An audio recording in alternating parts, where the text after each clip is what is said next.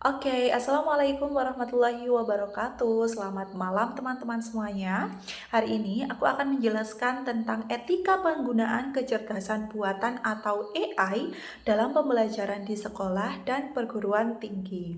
Sebelumnya perkenalkan dulu, nama saya Nafratul Usniah dengan NIM 2410 310012. Nah, video ini untuk menyelesaikan tugas UAS mata kuliah etika profesi.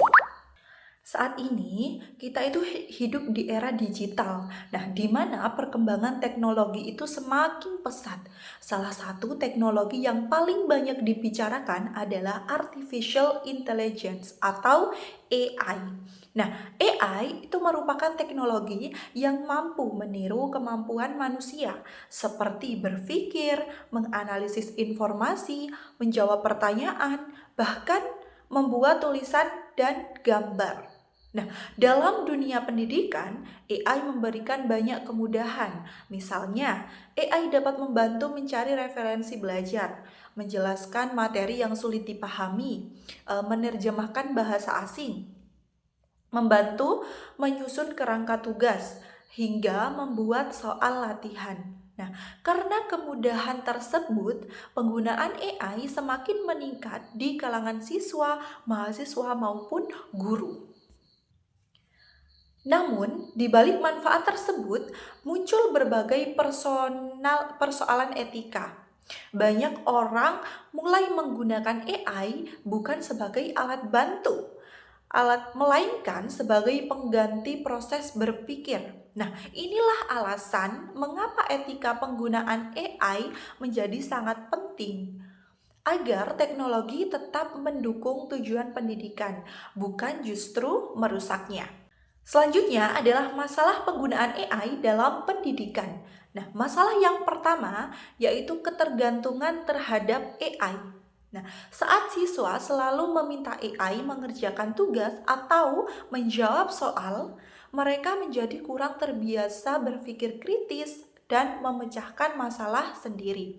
Akibatnya, kemampuan menganalisis, kreativitas, dan rasa ingin tahu menurun. Masalah yang kedua adalah plagiarisme dan kecurangan akademik. Nah, AI mampu menghasilkan tulisan yang sangat rapi sehingga sebagian peserta didik tergoda untuk menyalin hasilnya secara langsung tanpa memahami isi materi. Tindakan seperti ini melanggar prinsip kejujuran akademik karena karya tersebut bukan hasil pemikirannya sendiri. Masalah yang ketiga adalah informasi yang belum tentu benar. Nah, walaupun AI dapat memberikan jawaban dengan cepat, AI tidak selalu benar. Terkadang AI menghasilkan informasi yang kurang akurat atau bahkan keliru. Oleh karena itu, penggunaan AI tetap harus memeriksa kembali informasi dari buku, jurnal, atau sumber terpercaya. Selanjutnya, masalah yang keempat adalah pelanggaran privasi dan keamanan data. Nah, beberapa platform AI menyimpan data pengguna. Nah, jika seseorang mengunggah data pribadi siswa, dokumen penting, atau informasi rahasia tanpa izin, maka data tersebut berpotensi disalahgunakan.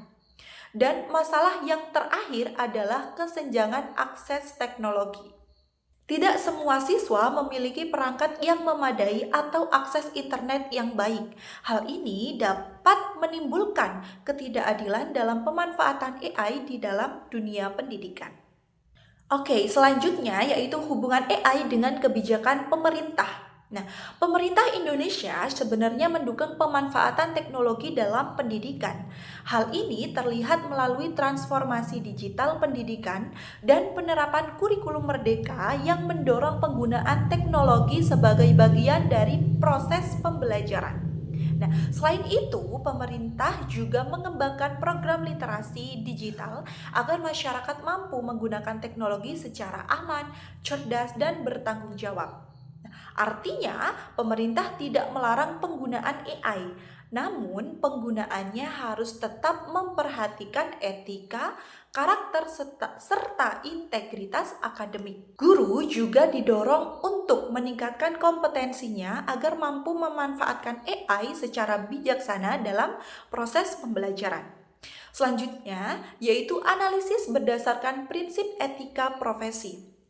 Dalam dunia pendidikan, terdapat beberapa prinsip etika profesi yang harus diterapkan ketika menggunakan AI. Yang pertama yaitu prinsip tanggung jawab.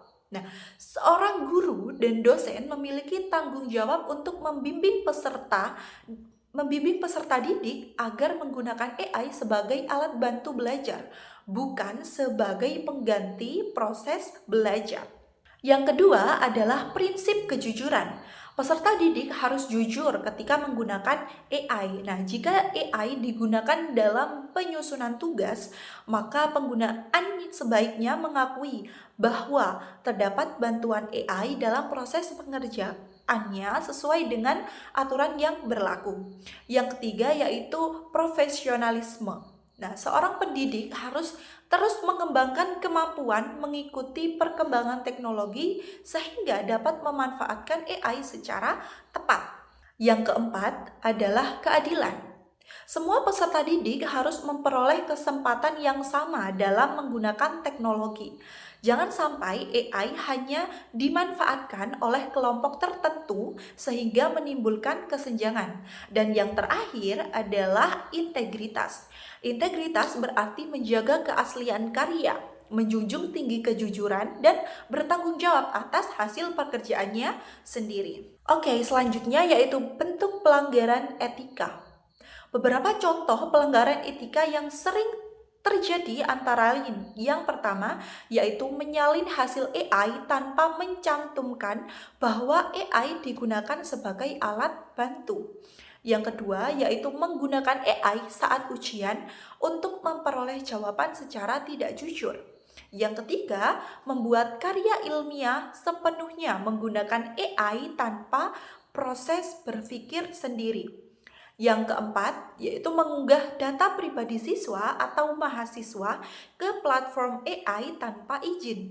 Dan yang terakhir, yaitu menyebarkan informasi yang salah karena terlalu percaya pada jawaban AI tanpa melakukan verifikasi. Selanjutnya yaitu dampak pelanggaran etika. Jika AI digunakan secara tidak etis, dampaknya itu cukup besar. Nah, bagi peserta didik, kemampuan berpikir kritis, kreativitas, dan kemandirian belajar dapat menurun karena terlalu bergantung pada teknologi. Nah, bagi institusi pendidikan, kualitas akademik dapat menurun dan kepercayaan masyarakat terhadap sekolah maupun perguruan tinggi juga bisa berkurang. Sedangkan bagi masyarakat, dampaknya adalah muncul lulusan yang kurang kompeten dan kurang memiliki integritas sehingga dapat mempengaruhi kualitas sumber daya manusia di masa depan. Oke, selanjutnya yaitu solusi dan rekomendasi. Nah, agar AI itu dapat dimanfaatkan secara positif, terdapat beberapa solusi yang dapat dilakukan. Yang pertama yaitu sekolah dan perguruan tinggi perlu membuat pedoman yang jelas mengenai penggunaan AI dalam pembelajaran. Yang kedua, meningkatkan literasi digital sehingga peserta didik memahami manfaat sekaligus resiko penggunaan AI. Dan yang ketiga, memperkuat pendidikan karakter, terutama nilai kejujuran, tanggung jawab, dan disiplin. Yang keempat, memberikan pelatihan kepada guru dan dosen agar mampu menggunakan AI secara profesional. Yang kelima, menerapkan transparansi penggunaan AI. Misalnya, peserta didik mencantumkan jika AI digunakan sebagai alat bantu dalam proses penyusunan tugas. Dan yang terakhir, melakukan pengawasan serta evaluasi secara berkala agar penggunaan AI tetap sesuai dengan perkembangan teknologi dan tetap berlandasan etika. Sebagai kesimpulan, AI merupakan teknologi yang sangat bermanfaat di dalam dunia pendidikan. AI dapat membantu proses belajar menjadi lebih cepat, efektif, dan inovatif. Akan tetapi, AI tidak boleh menggantikan kemampuan berpikir manusia. Kunci utama penggunaan AI adalah menjadikannya sebagai alat bantu, bukan sebagai pengganti usaha dan proses belajar. Dengan menerapkan prinsip tanggung jawab, kejujuran, profesionalisme, keadilan, dan integritas, kita dapat memanfaatkan AI secara bijaksana, sehingga teknologi ini benar-benar mendukung peningkatan kualitas pendidikan. Nah, sekian penjelasan yang dapat saya sampaikan. Mohon maaf apabila ada salah kata. Terima kasih atas perhatian teman-teman semuanya. Wassalamualaikum warahmatullahi wabarakatuh.